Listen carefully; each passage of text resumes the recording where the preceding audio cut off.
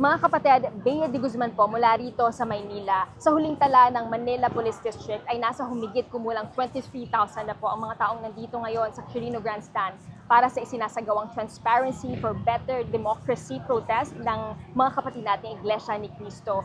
Mapapansin nyo mga kapatid, no, ay tuloy-tuloy yung daloy ng mga sasakyan, no? Pero yung nga lang mabagal kasi dito puno na at marami ng mga kalsada ang sarado. Mapapansin nyo, itong Anda Circle, itong kahabaan po ng Rojas Boulevard ay sarado na hanggang doon mismo sa Quirino Avenue.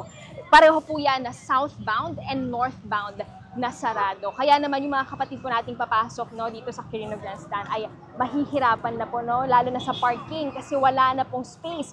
Lahat ng street parking mga kapatid, occupied na po yan hanggang doon sa dulo. So yung iba na pumapasok ngayon, pinapaikot na lang po ng enforcers natin dahil wala ng space for parking dito sa loob. Kanina rin sa pag-iikot natin, no, ay marami ng mga kapatid nating INC ang nag-set up na ng tent. Ang iba, nagluto na rin po dito. Kumpleto po sila ng mga gamit, no? May mga tubig, may mga pangsaing na rin.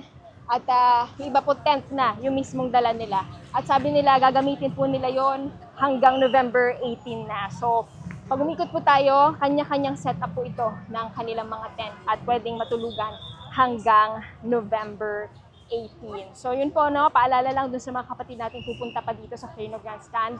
Mabagal na po ang daloy ng trapiko dahil sa mga saradong kalsada. At kahit po yung mga street parking natin, punong-puno na po.